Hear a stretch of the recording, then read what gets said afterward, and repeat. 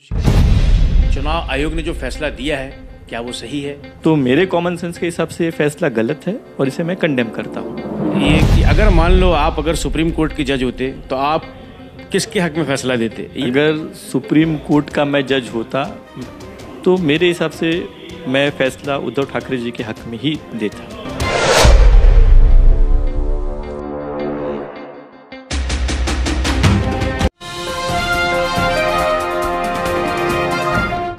डिक्पू news में आप सभी का स्वागत है। आज हमारे साथ मौजूद हैं बॉम्बे हाई कोर्ट के एडवोकेट एजाज अहमद अंसारी। आज हम इनसे जानने की कोशिश करेंगे चुनाव आयोग ने जो फैसला दिया है क्या वो सही है। सर, आपका डिक्पू न्यूज़ में बहुत बहुत स्वागत है। धन्यवाद। सर, ये सबसे पहले जानना चाहेंगे कि जो चुनाव आयोग ने हाल ही में अपना जो फैसला सुनाया था, शिवसेना पार्टी का नाम और चुनाव चिन्ह धनुष बाण जो सीएम एकनाथ शिंदे को दे दिया है और अभी भी उनके पास है, जिससे नाखुश होकर उद्धव ठाकरे ने सुप्रीम कोर्ट में अर्जी दाखिल की और सुप्रीम कोर्ट ने 2 हफ्ते का टाइम लिया है। उसके बाद ये फैसला करेंगे कि आखिर ये इसका हकदार कौन होगा। आपको क्या लगता है चुनाव आयोग का फैसला किस तरह देखते हैं आप? ये क्या ये सही है? देखिए, अगर मेरे पॉइंट ऑफ व्यू से ये जाना जाए कि चुनाव आयोग ने जो फैसला किया है, जो भी चाहे वो आयोग हो या कोर्ट हो या कमेटी हो, हमारे भारत के संविधान के हिसाब से वो लोग केस की परिस्थिति को, एविडेंस को मद्देनजर रखते हुए फैसला देते हैं। और जहाँ तक मेरे कॉमन सेंस की बात है तो मेरे हिसाब से ऐसा लगता है कि ये फैसला गलत है। क्यों? मैं आपको उसका एक वैलिड रीज़न देना चाहूँगा। फ़र्ज़ करो, मान लो, एक ये छोटा सा एग्जाम्पल है, जिसे समझ में आए वो हाँ बोले, जिसे ना समझ में आए वो उसे डिनाई कर सकता है। सबका अपना अपना संवैधानिक राइट्स है। किसी बंदे ने खेत में किसी एक आम का पेड़ लगाया, तो आज एक आम का पेड़ अगर एक बंदा लगाता है तो उसको बड़ा होने तक 10 से 15 साल लगता है। तो मेरा ऐसा मानना है, जो उद्धव जी के जो फादर थे माननीय बाला साहेब ठाकरे जी, उन्होंने उस पेड़ को लगाया, पेड़ को लगा के उसे बड़ा किया। देखा जाए तो माननीय बाला साहेब ठाकरे जी ने जो मेहनत की शिवसेना को बनाने के लिए, उतनी मेहनत किसी ने नहीं की।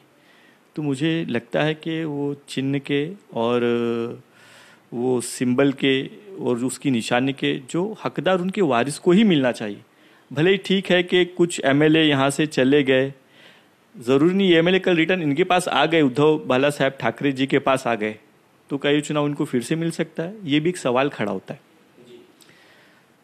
तो मेरे कॉमन सेंस के हिसाब से ये फैसला गलत है और इसे मैं कंडेम करता हूँ। आपको क्या लगता है कि अभी इस मामला सुप्रीम कोर्ट में लंबित है, तो सुप्रीम कोर्ट की इस पे क्या राय रहेगी? आप भी संविधान पढ़े हुए हैं, आप एडवोकेट हैं, बॉम्बे हाई कोर्ट के एडवोकेट हैं आप भी, तो आपको क्या लगता है कि सुप्रीम कोर्ट जो है किस बिना पर इसका फैसला करेगी? और क्या लगता है आपको कि अगर संविधान के हिसाब से अगर ये फैसला करेंगे तो किसके हक में जाना चाहिए, ये पार्टी का नाम और ये चुनाव चिन्ह? देखिए, फ्यूचर तो मैंने नहीं देखा है। अभी सुप्रीम कोर्ट 2 चीज़ कर सकती है, या तो इस ऑर्डर को सेट असाइड कर सकती है, या तो ये ऑर्डर, ये जो इन्होंने इलेक्शन कमीशन ने जो ऑर्डर दिया है शिंदे गुट के हक में, या शायद इसको कंटिन्यू कर सकती है कि भाई यही सही है, इसमें हम अपना कोई इंटरफेरेंस नहीं करेंगे। तो जो जजेस होते हैं वो भी एक हमारी तरह इंसान होते हैं। तो जब भी जज कोई अपना एक ऑर्डर बोलो या ओपिनियन बोलो या व्यू बोलो, तो नीचे के आदेश को मद्देनजर रखते ही देगा। और जहाँ तक मेरा ऐसा मानना है कि जो हमने प्रैक्टिस किए, जो एक बार नीचे ऑर्डर चलता है ना, उसी को मोस्टली टॉप ऑफ द जज उसी को कंसीडर करते हैं कि सही था। बहुत कम ऐसे केसेस है कि नीचे के ऑर्डर को टॉप कोर्ट ने सेट असाइड किया है। तो मुझे नहीं लगता कि सुप्रीम कोर्ट ये उद्धव ठाकरे जी के फेवर में ये ऑर्डर दे सके। अगर वो सेट असाइड करते हैं तो मुझे ऐसा लगता है कि कोर्ट ने जस्टिफिकेशन किया है, क्योंकि हर एक इंसान सोचता है ना कि मैं डिजर्विंग हूँ, और मेरे डिजर्विंग होने के बाद मुझे ये सुलूक दिया जा रहा है, तो कहीं ना कहीं एक इंसान का एक विश्वास उठ जाता है। तो मुझे ऐसा लगता है कि उद्धव ठाकरे साहब जी का जो साथी हैं या जो लोग उनके साथ में अभी भी जुड़े, उनका भी कहीं ना कहीं कानून पे से विश्वास उठ रहा है। तो मैं सुप्रीम कोर्ट को मैं रिस्पेक्ट करता हूँ और मैं देखूंगा कि सुप्रीम कोर्ट इसके साथ कुछ जस्टिफिकेशन करे। एक नाथ शिंदे गुट के कॉरपोरेटर का कहना है कि बाला साहब जो हैं एक परिवार के नहीं है, ये पूरे शिव सैनिकों के बाला साहब हैं और उनकी जो आइडियोलॉजी पे चलेगा वही इसका असली हकदार होगा, इसका वारिस होगा। जो उनकी सोच से, उनके जो विचारों से भटक गया तो उसका खामियाजा उनको भुगतना पड़ेगा। तो उनका ये कहना है कि उद्धव ठाकरे जो हैं बाला साहब की जो सोच से अलग हो गए, उन्होंने हिंदुत्व को छोड़ दिया, उनकी जो विचारधारा से हट के काम कर रहे थे, इसलिए शिवसेना पे उनका हक नहीं है। जो बाला साहब की जो नक्शे कदम पे चलेगा और जो उनकी सोच पे चलेगा वही उसका वारिस होगा। ये जो है एक नाथ शिंदे गुट के कॉरपोरेटर का कहना है। तो ये कहाँ तक सही है आपको? अभी जहाँ तक हिंदुत्व की बात है, द आइडियोलॉजी ऑफ हिंदुइज्म, तो मुझे नहीं लगता कि हिंदुइज्म में कहीं पर भी ऐसी टीचिंग्स है कि आप किसी गैर मजहब से दोस्ती ना करो। नॉट फॉर हिंदुइज्म, कोई भी रिलीजन में हो। अगर मान लो, जैसे कि आपने मुझे इनडायरेक्टली पूछा कि वो दूसरी पार्टी से मिल गए, जैसे एनसीपी से मिल गए, कांग्रेस से मिलकर उन्होंने अपनी एक अलग सरकार बनाई, तो उसमें गलत क्या है? तो आप ये बोलना चाहोगे कि मैं हिंदू अलग और वो हिंदू अलग, कांग्रेस का हिंदू अलग है, एनसीपी का हिंदू अलग है और हमारा हिंदुइज्म अलग है? तो ये लॉजिक मेरे को आज की तारीख में बैठता नहीं है कि अगर आप अपने किसी हिंदू भाई से मिलोगे, मान लो कि चलो आप मिलते हो कांग्रेस के हिंदू भाई से, तो आप बोलेगे भाई तेरा हिंदुइज्म अलग और मेरा हिंदुइज्म अलग है? ये तो लॉजिक ही नहीं बैठता है। हाँ, जहां तक विचारधाराओं की बात है, इट्स बेस्ड ऑन आइडियोलॉजी। तो मेरे हिसाब से आइडियोलॉजी वो सही होती है जो लोगों के हक में काम करे। आइडियोलॉजी वो सही नहीं है कि जो लोगों के हक में काम नहीं करे। अगर मान लो मैं बहुत अच्छी हिंदुइज्म आइडियोलॉजी को लेके भी चलता हूं और अगर वो आइडियोलॉजी लोगों के हक में काम नहीं कर रही है, तो आइडियोलॉजी का मतलब क्या है? इससे बेहतर है कि मैं वो आइडियोलॉजी को लेके चलूं कि जो लोगों के हक में काम करे।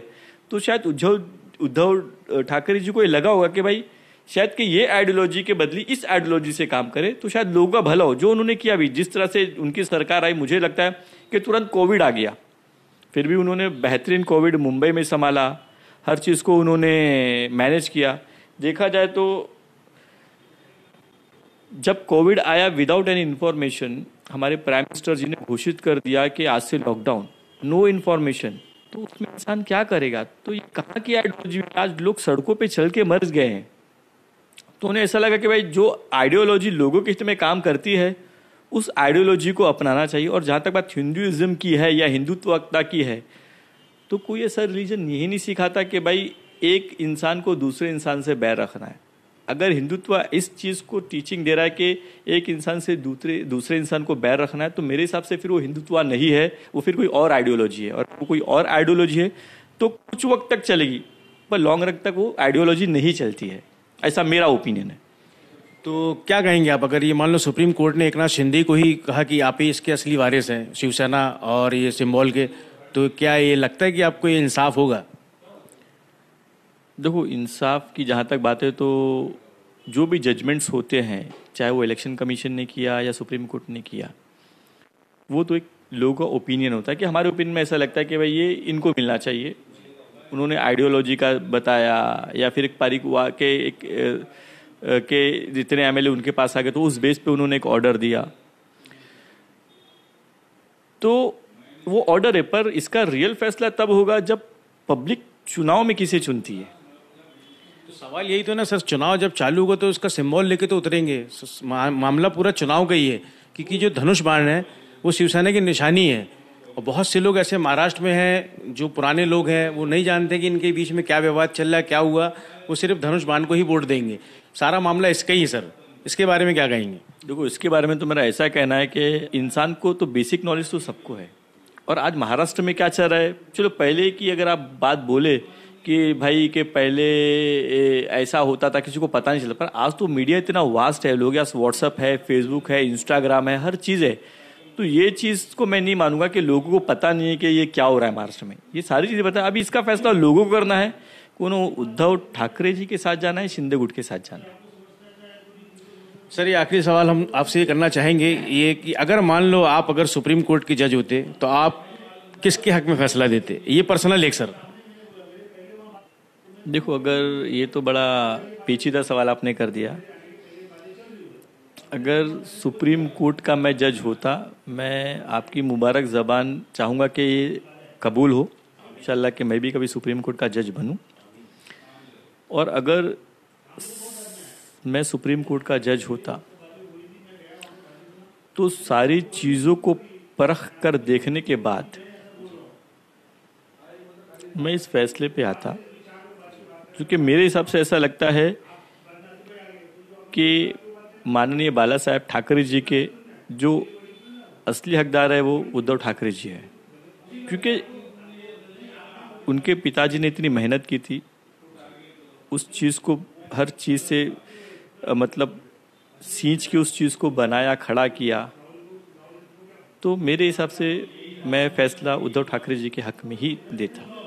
जी बहुत शुक्रिया। ये थे हमारे साथ बॉम्बे हाई कोर्ट से एडवोकेट एजाज अहमद अंसारी, जिन्होंने अपनी एक पर्सनली राय ओपिनियन उन्होंने दिया कि अगर मैं जज होता सुप्रीम कोर्ट का तो मैं उद्धव ठाकरे को पार्टी का नाम और चुनाव चिन्ह धनुष बाण उनके हक में देता। लेकिन अब ये फैसला जो है सुप्रीम कोर्ट में है और हमें इंतज़ार करना होगा कुछ दिन, उसके बाद आपके सामने आएगा कि आखिर ये इसका हकदार कौन होगा, एकनाथ शिंदे या उद्धव ठाकरे। तो डिक्पू न्यूज़ में आज के लिए इतना ही। बने रहिए हमारे साथ। कैमरामैन विश्वजीत के साथ मैं अयाज अहमद खान। देखते रहिए डिक्पू news. Hey, if you enjoyed the video, hit the like button, and if you wish to see more of our content, hit that subscribe button.